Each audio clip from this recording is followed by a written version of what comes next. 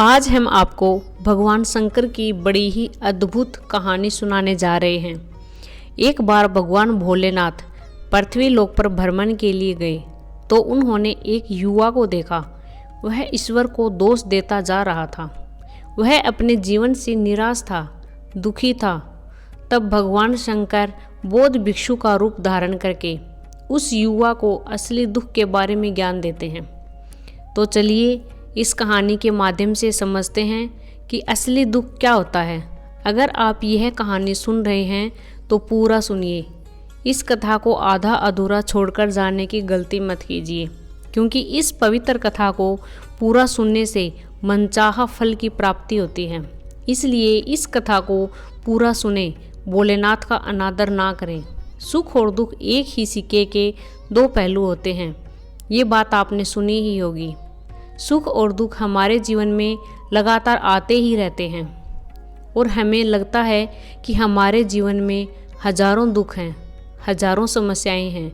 लेकिन अगर आप वास्तविक तौर पर देखें तो आप इस बात को और अच्छे से समझ पाएंगे कि हमारे जीवन में केवल एक ही दुख होता है।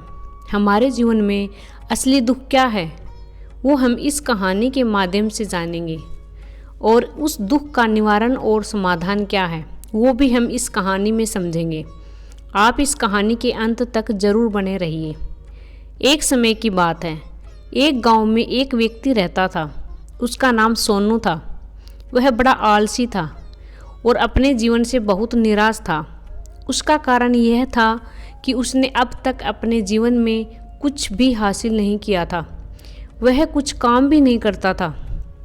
उसके घरवाले भी इस बात से बहुत परेशान रहते थे। वे चाहते थे कि वो बाहर जाकर कुछ अच्छा काम करे, कोई अच्छी नौकरी कर ले, लेकिन वह किसी की एक नहीं सुनता था। उसके घरवाले दूसरों का उदाहरण देकर उसे ताने मारते थे, उसे तरह तरह की बातें कहते थे, लेकिन उसे कोई फर्क नहीं पड़ता था। जबकि उसके सारे मित्र कामयाब हो चुके थे। कोई अच्छा व्यापार कर रहा था तो कोई अच्छी नौकरी कर रहा था, जिसके कारण जब भी वो लोग मिलते थे तो वे अपनी बढ़ चढ़कर बड़ाई किया करते थे। लेकिन सोनू कुछ नहीं करता था, जिसके कारण जब भी कोई उससे पूछता कि तुम क्या कर रहे हो तो वह कुछ नहीं कह पाता। उसे ये कहने में बहुत शर्म महसूस होती थी कि वह कुछ नहीं करता।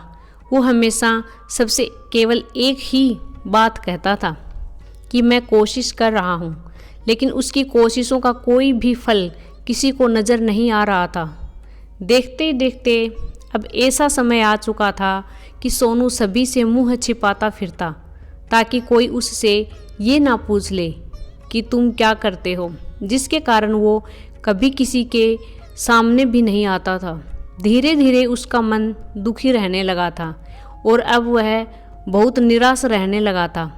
उसे अब ऐसा प्रतीत होने लगा था कि मानो वह इस धरती पर बोझ है, जिस कारण वो अपने आप को बहुत अकेला महसूस करता, बहुत तन्हा महसूस करता था। एक दिन तो उसके मन में यह भी विचार उत्पन्न हुआ कि मेरे हाथों में कुछ है ही नहीं तो मैं क्या कर सकता हूँ। यही सब सोचकर वह अपने भाग्य को खूब कोसता है और अकेले बैठकर वह रोता रहता था और भगवान को भी दोष देता रहता था। एक दिन छुपता छुपाता वह घर से निकलकर कहीं जा रहा था। तभी उसने रास्ते में देखा कि एक बौद्ध भिक्षु लोगों को प्रवचन दे रहे हैं और प्रवचन में वह दुख की बात कह रहे हैं। तो सोनू कुछ देर के लिए अपना मुंह छुपाकर वहीं पर खड़ा हो गया, ताकि उसे कोई देख ना ले, और चुपचाप वहाँ उन भिक्षु की बातें सुन रहा था। बौद्ध भिक्षु प्रवचन में कह रहे थे कि दुख हमारा सबसे बड़ा साथी है। हमें दुख अपने जीवन के बारे में बहुत कुछ समझाता सिखाता है और हमें सही तरह से जीवन जीने का तरीका भी बताता है। यह दुख हमारे गुरु की तरह है, जिससे हमें सीखते रहना चाहिए। आप चाहें तो अपने जीवन में अपने दुखों को अपना गुरु बना सकते हैं और उससे सीख सकते हैं, या फिर आप चाहें तो अपने दुखों पर बैठकर रो सकते हैं, लेकिन इससे आपको कोई लाभ नहीं मिलेगा, बल्कि आप दिन ब दिन और कमज़ोर होते जाएंगे। निराश होते जाएंगे। सोनू छुप छुप कर उन बौद्ध भिक्षु की यह सारी बातें सुन रहा था। जैसे ही प्रवचन खत्म हुआ, वह उन बौद्ध भिक्षु के पास पहुंचा। उन्हें प्रणाम करके वह कहता है, हे महात्मा, अभी आप कुछ देर पहले दुख को गुरु बता रहे थे। आप कह रहे थे कि दुखों से हमें सीखना चाहिए, हमें उन्हें अपना गुरु बनाना चाहिए। लेकिन मैं तो अपने दुखों से परेशान हूँ, अपने जीवन से परेशान हूँ। मैंने अब तक जो दुख झेला है, मुझे तो ऐसे प्रतीत नहीं हुआ कि मेरे दुख मुझे कुछ सिखा रहे हैं, बल्कि मुझे तो हमेशा यही लगता है कि वो मुझे पीड़ा दे रहे हैं, तकलीफ़ दे रहे हैं। और दुख की पीड़ा भयंकर होती है। ऐसा लगता है कि अब इसके बाद मेरा जीवन समाप्त हो जाएगा, इसके बाद हमें कुछ नहीं मिलने वाला है। जब लोग ताने मारते हैं, जब लोग यह कहते हैं कि तुम क्या कर रहे हो, तब मन को बहुत ठेस पहुंचती है और मैं उनसे कुछ नहीं कह पाता। सोनू की ये सारी बातें सुनकर वो बौद्ध भिक्षु सोनू से कहते हैं, बेटा तुम्हें क्या दुख है और तुम दुख के बारे में ऐसी बातें क्यों कर रहे हो। सोनू ने अपने ऊपर बीती हुई सारी बातें उन बौद्ध भिक्षु को बता दी और कहने लगा कि हे महात्मा, क्या आपके पास मेरे दुख का कोई समाधान है। सोनू की ये बात सुनकर वो बौद्ध भिक्षु मुस्कुराने लगे और सोनू से कहते हैं, बेटा जब तुम्हारे जीवन में कोई असली दुख आए तब तुम मेरे पास आना, तब मैं उसका समाधान तुम्हें अवश्य बताऊंगा। उन बौद्ध भिक्षु की यह बात सुनकर सोनू थोड़ा सा आश्चर्य में पड़ गया। उसे यह समझ नहीं आ रहा था कि क्या उसने अब तक जो दुख झेला है वह असली दुख नहीं है। आगे वह मन ही मन अपने आप से कहता है कि जब मुझे मेरे अपने नहीं समझ पाए तो ये बौद्ध भिक्षु मुझे क्या समझेंगे। इतना सोचकर वह वहाँ से चला गया। सोनू सभी लोगों के ताने सुन सुनकर बहुत थक चुका था। वो बहुत निराश हो चुका था, जिसके कारण उसने निर्णय लिया कि अब वह कुछ करके दिखाएगा। उसने अपने पिता से थोड़ा सा रुपया लिया और उस रुपया से उसने एक व्यापार शुरू किया। उसके पिता बहुत खुश थे कि कम से कम मेरा बेटा कुछ करने का प्रयास तो कर रहा है, लेकिन उसे व्यापार में कोई सफलता नहीं मिल रही थी, जिसके कारण वो बहुत ही निराश हो चुका था। उसे यह समझ नहीं आ रहा था कि वह क्या करे, किस तरह से अपने व्यापार को आगे बढ़ाए। तभी उसके पिता ने उससे कहा, बेटा कोई बात नहीं, इसी तरह से प्रयास करते रहो, आज नहीं तो कल सफलता अवश्य मिलेगी। सोनू ने अपने पिता की बात मानी और अपने व्यापार में और भी कड़ी मेहनत करने लगा। धीरे धीरे उसे सफलता मिलने लगी और फिर उसने रफ्तार पकड़ ली। देखते ही देखते केवल 3 सालों के अंदर वह एक बहुत बड़ा व्यापारी बन गया। अब उसके पास धन दौलत की कोई कमी नहीं थी। लोग जो उसे पहले नापसंद किया करते थे, अब उसको पसंद करते थे, उसकी चिंता करते थे, उसके कार्यों की सराहना करते थे।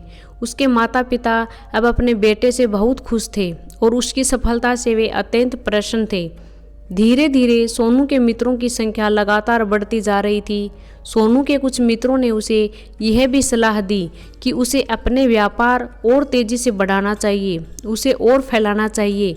सोनू को एक दोस्त ने सलाह दिया कि जब तुम आज केवल इस नगर के सबसे बड़े व्यापारी हो, तब तुम इतना खुश हो, तुम्हारे साथ इतने सारे लोग हैं, पर तुम सोचो कि जब तुम इस राज्य के सबसे बड़े व्यापारी बन जाओगे, तब तुम्हारे यहाँ पर लोगों की भीड़ लग जाएगी। लोग तुमसे मिलने के लिए समय निकालेंगे, यहाँ तक कि इस राज्य का राजा भी तुमसे मिलना चाहेगा, तुम्हारी तारीफ करेगा, और यदि कभी ऐसी ज़रूरत आन पड़ी तो यह तुमसे धन भी उधार लेने के लिए अवश्य आएगा। सोनू को अपने दोस्त की ये बात बहुत पसंद आई। सोनू ने सोचा कि मेरे मित्र सही कह रहे हैं, मुझे मेरे व्यापार को और बड़ा करना चाहिए, तभी तो हर कोई मेरे बारे में जान सकेगा, हर कोई मुझे पहचानेगा। उसने बिना देरी के अपने समय को बिना गंवाए अपने व्यापार में और मेहनत करने लगा। लेकिन अब की बार उसके मन में धैर्य नहीं था, जिसके कारण उसने कुछ अनुचित कदम उठाए ताकि उसका व्यापार जल्दी से जल्दी और बड़ा हो जाए। उसने कई लोगों से अधिक मात्रा में धन उधार ले लिया, जिससे उसके ऊपर अब काफ़ी कर्ज हो चुका था। और इतना ही नहीं, वो यहाँ पर भी नहीं रुका। उसने अधिक से अधिक मुनाफा कमाने के चक्कर में अपने माल की गुणवत्ता को भी खराब कर दिया था। जिससे अब उसके माल में वह बात नहीं रह गई थी जो पहले हुआ करती थी।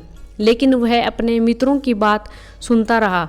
जैसे उसका मित्र कहते थे वो वैसा ही करता जा रहा था, यहाँ तक कि उसने अपने व्यापार को और भी तीव्रता से बढ़ाने के लिए अपने दूसरे छोटे व्यापारियों के खिलाफ षड्यंत्र भी रचने शुरू कर दिए थे, जिस कारण उसके मन में अब पहले जैसा वह सुकून नहीं था। अब उसे रात को नींद नहीं आती थी। वह केवल एक ही विचार में लगा रहता था कि किस तरह से उसका व्यापार पूरे राज्य में फैल जाए और वह इस राज्य का सबसे बड़ा व्यापारी बन जाए। वह दिन रात केवल इसी मेहनत से लगा रहता था कि उसका व्यापार जल्दी से जल्दी और बड़ा हो जाए। हालांकि उसके पास अब सब कुछ था, धन दौलत, अच्छा घर, गाड़ियाँ, नौकर चाकर, सभी तरह की सुख सुविधाएं थीं, लेकिन उसके बावजूद भी वह उन चीज़ों का लाभ नहीं उठा पा रहा था, क्योंकि उसका पूरा ध्यान केवल व्यापार को अधिक से अधिक उन्नति की तरफ ले जाने को था। एक दिन सोनू अपने रथ पर बैठकर एक मार्ग से होकर गुजर रहा था। तभी रास्ते में उन्हीं गुरुवर का आश्रम पड़ा। यह देखकर वह उन बौद्ध भिक्षु के पास गया और बौद्ध भिक्षु से कहने लगा, हे महात्मा, आपने कहा था कि जब मेरे जीवन में कोई असली दुख आए तो मैं आपके पास आऊं, तो इस कारण मैं आपके यहाँ आया हूँ। आज मैं बहुत दुखी हूँ। मैं रातों को सो नहीं पाता। मेरे पास सब कुछ होते हुए भी मैं उनका लुत्फ नहीं उठा पाता। उसने अपनी सारी बातें एक एक करके उन बौद्ध भिक्षु को बता दी। तभी वह बौद्ध भिक्षु सोनू से कहते हैं कि बेटा, जब तुम पहली बार आए थे तब भी तुम बहुत दुखी थे, लेकिन तब तुम अपने दुख से क्या सीखा था? इसके जवाब में सोनू उन बौद्ध भिक्षु से कहता है कि हे महात्मा, जब मैं अपने जीवन में कुछ नहीं कर पा रहा था तब मैंने अपने दुखों से यह सीखा था कि केवल सोचने मात्र से कुछ नहीं होगा, उसके लिए हमें कुछ करना ही भी पड़ेगा। केवल कोई कर्म करना ही हमें सफल नहीं बनाता, बल्कि उस कर्म को उसके अंजाम तक पहुंचाना हमें सफल बनाता है। फिर चाहे रास्ता कैसा भी हो, फिर चाहे परिस्थितियां कैसी भी हो, उम्मीद ना छोड़ें और अपने कार्य पर डटे रहें। यह सोचकर कि जब तक मैं अपने कार्य को सफल नहीं कर लेता, जब तक मैं अपने लक्ष्य तक पहुंच नहीं जाता, तब तक मैं इस कार्य को करता रहूँगा। मैं इस कार्य में अवश्य सफल होकर ही रहूँगा, जबकि बाकी लोग केवल सफल लोगों को महत्व देते हैं, उनके कर्मों को नहीं। सोनू की यह सारी बातें सुनकर वह बौद्ध भिक्षु मुस्कुराने लगे और सोनू से कहते हैं, बेटा, जब तुम्हारे जीवन में असली दुख आए तब तुम मेरे पास आना, मैं तुम्हारी समस्या का समाधान अवश्य करूँगा। इतना कहकर वह बौद्ध भिक्षु वहाँ से उठकर चले गए। सोनू उनकी ये बात फिर से सुनकर आश्चर्यचकित रह गया। उसे अब यह समझ नहीं आ रहा था कि उसने जो दुख देखा है, उसने जो तकलीफ सही है, क्या वह असली दुख नहीं है? उसके मन में अब एक सवाल उत्पन्न होने लगा कि असली दुख क्या है और इसकी पहचान क्या है? मुझे कैसे पता चलेगा कि इस समय मैं असली दुख में हूँ या नहीं? लेकिन उसने भिक्षु से कुछ नहीं कहा। जब वह यह सोच ही रहा था कि तभी वह बौद्ध भिक्षु सोनू के पास एक बड़ा सा घड़ा लेकर पहुँच जाते हैं। उस घड़े के अंदर सोने के सिक्के थे। उस घड़े को देते हुए वह बौद्ध भिक्षु सोनू से कहते हैं, बेटा, तुम इसे उस पेड़ के नीचे दबा दे, क्योंकि यह मेरे किसी काम का नहीं है। जब मुझे इसकी ज़रूरत पड़ेगी तब मैं वहाँ से खोदकर इसे निकाल लूँगा, लेकिन अभी के लिए इसे वहाँ पर मिट्टी के नीचे दबा दो। सोनू ने उस बौद्ध भिक्षु की बात मान ली और वो घड़ा उस पेड़ के नीचे जाकर मिट्टी में दबा दिया। इतना करके वह गुरु को प्रणाम करके वहाँ से वापस अपने घर की ओर लौट जाता है। धीरे धीरे समय बीतता गया। समय के साथ साथ सोनू व्यापार में और भी ज़्यादा उन्नति कर चुका था, लेकिन माल की गुणवत्ता अच्छी न होने के कारण अब उसके व्यापार में घाटा होने लगा और धीरे धीरे ऐसा समय आया कि उसका व्यापार पूरी तरह से चौपट हो गया। अब उसके पास कुछ नहीं बचा था। बल्कि उसने जो कर्जे लिए थे वो कर्जे भी अब उसे चुकाने थे। लेकिन वह तो यह सोचकर निश्चिंत था कि कुछ भी कर्जे लिए हैं वो उसने अपने मित्रों से लिए हैं, जिसके कारण वह उन्हें लौटाने में थोड़ी देर अवश्य कर सकता है। वह तो यह सोच ही रहा था कि उसके मित्र बुरे समय पर उसका साथ देंगे, लेकिन सबसे पहले उसके मित्र ही उससे कर्ज वापस लौटाने की मांग करने लगे। तब सोनू को एहसास हुआ कि कोई भी अपना नहीं है। उसने अपने मित्रों से कर्ज को लौटाने के लिए थोड़ी सी मोहलत मांगी, लेकिन सोनू के किसी भी मित्र ने उसे कर्ज लौटाने के लिए मोहलत नहीं दी, बल्कि वे लोग उसे जान से मारने की धमकी देने लगे। अपने मित्रों के मुंह से यह शब्द सुनकर सोनू आश्चर्यचकित रह गया। वह जो कुछ सोच रहा था सब कुछ उल्टा पड़ गया। जिस व्यापार के होते हुए उसके इतने मित्र बने थे, इतने शुभ चिंतक बने थे, वे सब उससे दूर जाने लगे थे। हर कोई उससे पीछा छुड़ाना चाहता था, कोई भी उसका साथ नहीं देना चाहता था। धीरे धीरे उसकी सारी संपत्ति नीलाम हो गई।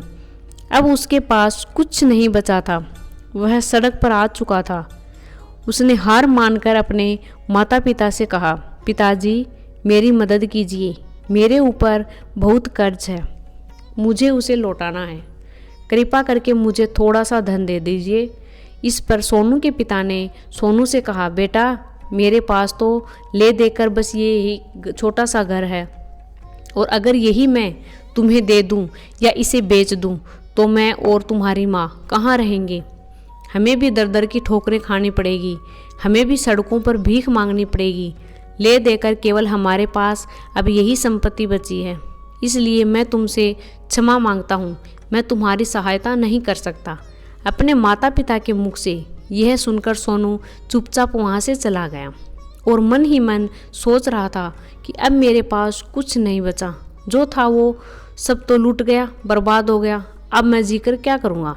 अब मेरे पास केवल एक ही रास्ता है जिससे मैं अपने कर्जदारों से अपना पीछा छुड़ा सकता हूँ। यह सोचता हुआ वह एक ऊंची पहाड़ी की ओर पहुंचा। वह पहाड़ी पर चढ़ता ही जा रहा था कि तभी उसे याद आया कि उन बौद्ध भिक्षु ने कहा था कि जब तुम पर असली दुख आए तभी तुम मेरे पास आना, मैं तुम्हारी समस्या का समाधान अवश्य करूँगा। यह सोचकर सोनू के मन में एक बार फिर से उम्मीद की वह लहर दौड़ पड़ी। सोनू तुरंत दौड़ता हुआ उन बौद्ध भिक्षु के पास पहुंचा और उन्हें प्रणाम करके अपने ऊपर बीती हुई हर एक बात उन्हें बता दी और उन्हें कहने लगा, हे महात्मा, आपने कहा था कि जब मेरे ऊपर असली दुख आएगा तब आप उसका समाधान अवश्य करेंगे। अब वो समय आ गया है। तभी वह बौद्ध भिक्षु सोनू की इस बात को सुनकर मुस्कुराने लगे और कहने लगे, बेटा कहाँ है असली दुख। जब तुम्हारे जीवन में असली दुख आएगा तो मैं उसका समाधान अवश्य करूँगा। उन बौद्ध भिक्षु के मुख से यह सुनकर सोनू के सब्र का बांध टूट गया और सोनू ने उन बौद्ध भिक्षु से कहा, हे महात्मा, आखिर असली दुख क्या होता है। क्या मैंने आज तक जो भी दुख झेला है, जो भी तकलीफ आज तक मैंने सही है, क्या वह दुख नहीं है? क्या इसे दुख नहीं कह सकते? तभी वो बौद्ध भिक्षु सोनू से कहते हैं, बेटा पहले तो मुझे ये बताओ कि तुमने अपने दुख से क्या सीखा। इसका जवाब देते हुए सोनू उन बौद्ध भिक्षु से कहता है कि हे महात्मा, मैंने तो यही सीखा है कि जो लोग तुम्हारी तरक्की में तुम्हारे साथ रहते हैं, तुम्हारे साथ जुड़ते हैं, वो लोग तुम्हें अवश्य धोखा देंगे, क्योंकि ऐसे लोग बुरे समय में तुम्हारा साथ नहीं देने वाले, बल्कि तुम्हारा फायदा उठाने का ही वह प्रयास करेंगे। इसीलिए ऐसे लोगों पर भरोसा ना करें, बल्कि जो लोग तुम्हारे असफलता के समय पर, तुम्हारे बुरे समय पर तुम्हारे साथ खड़े हैं, वही तुम्हारे असली मित्र हैं। आगे सोनू उन बौद्ध भिक्षु से कहता है कि जब तुम कोई कार्य कर रहे हो तो उसे पूरी समझदारी से करो, धैर्य रखो, लालच ना करो और अपने लक्ष्य तक पहुंचने के लिए किसी से भी कोई षड्यंत्र न रचो, क्योंकि ऐसा करने से तुम्हारे साथ ही बुरा होगा और तुम ही हमेशा नुकसान में रहोगे। सोनू की ये सारी बातें सुनकर बौद्ध भिक्षु उस पेड़ के पास पहुँचे। उन्होंने गड्ढा खोदा और वह घड़ा निकालकर उसे सोनू के हाथ में थमा दिया, जिसमें सोने के सिक्के भरे हुए थे। वह घड़ा सोनू के हाथ में थमाते हुए उन बौद्ध भिक्षु ने कहा, लो इसे पकड़ो और जब तुम्हारे जीवन में असली दुख आए तब तुम मेरे पास आना, मैं उसका समाधान अवश्य करूँगा।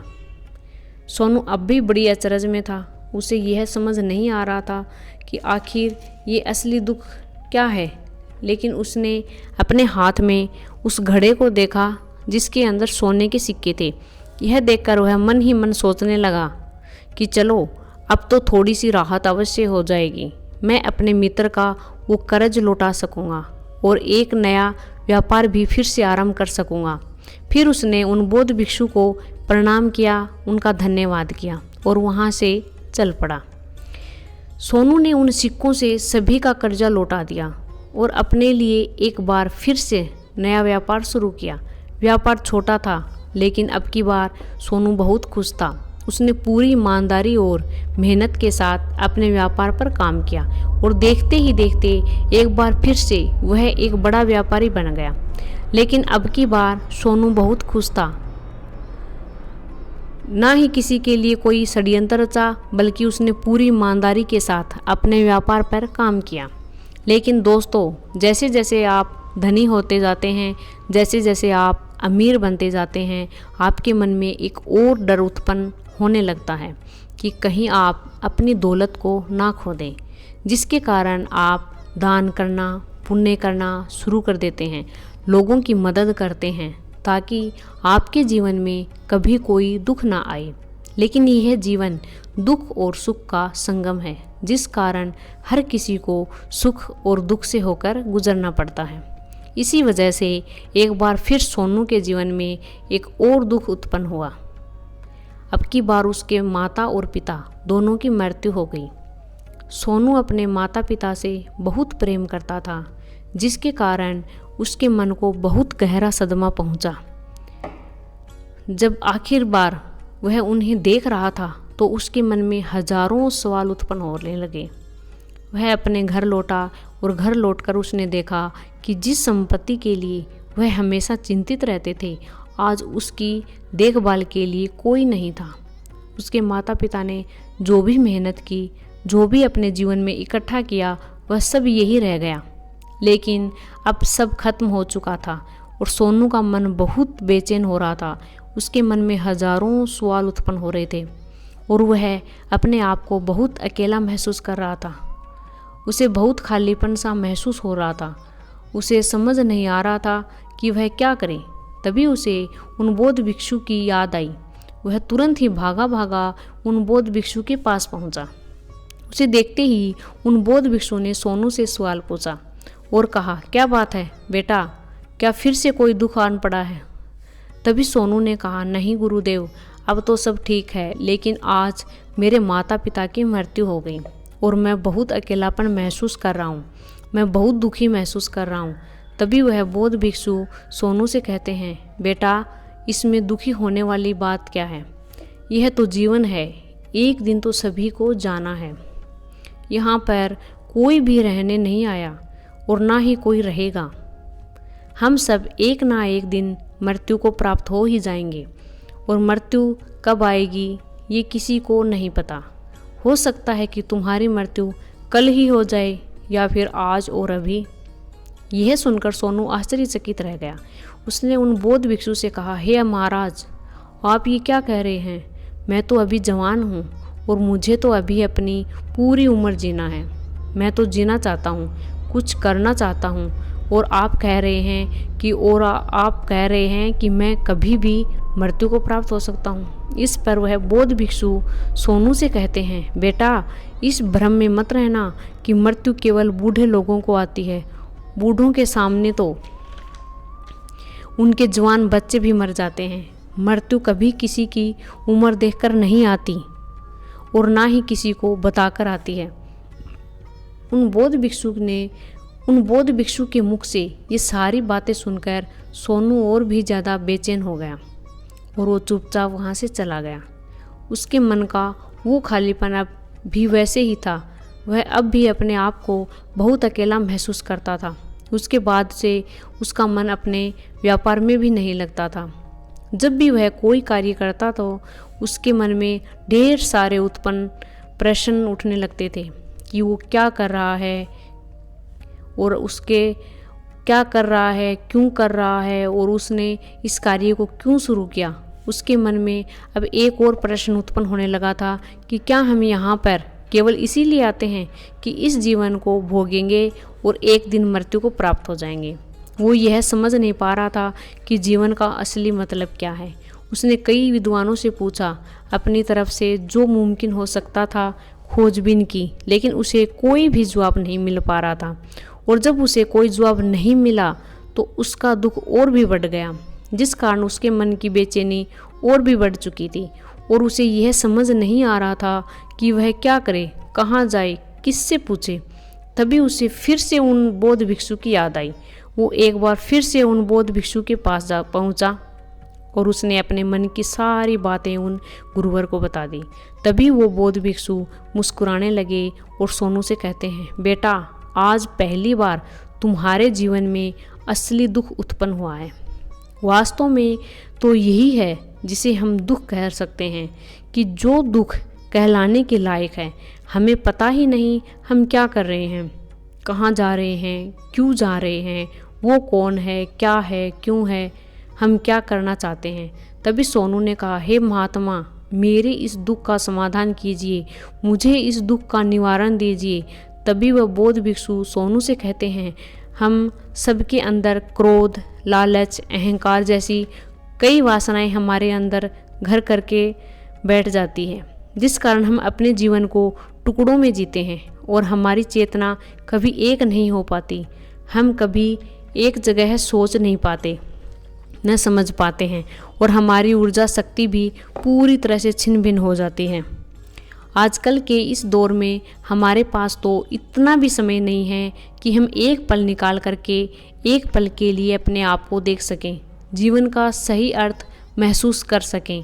वास्तविकता में हर कोई यहाँ पर अपने जीवन भर के केवल दुख दुख कहकर चिल्लाता रहता है। उसका समाधान निकालने का हर मुमकिन प्रयास करता है, लेकिन जिसे हम दुख समझते हैं वह तो दुख है ही नहीं।